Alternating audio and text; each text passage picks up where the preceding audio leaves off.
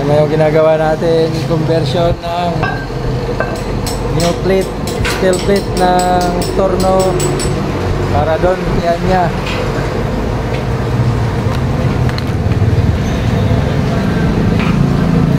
Ginawa natin, nilagyan natin ng thread para matibay. Binago yung design.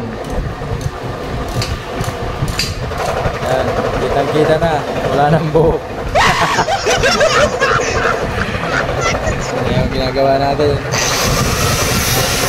Pang sarili, milling work, tapos ito naman yung katorno natin.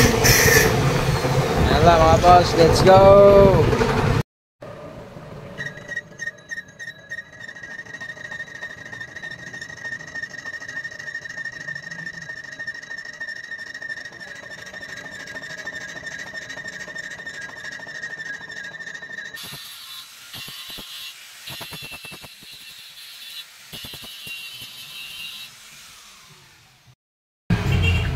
Try na natin yung ating ginawa kung okay na ba.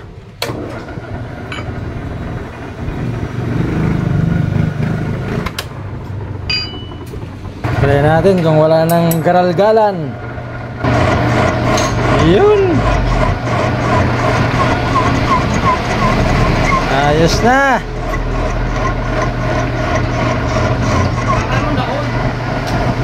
Tama.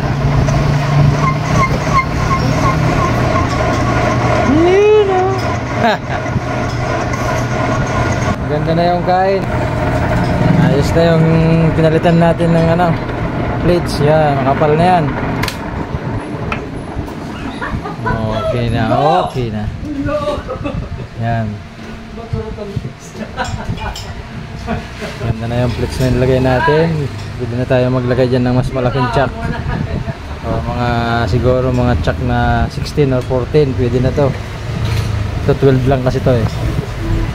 Ayan, ganda na. Wala na yung vibration. Isa naman tayo mga crossing. Ayan, tapos yung gawa natin na inatibay natin yung holder ng chuck.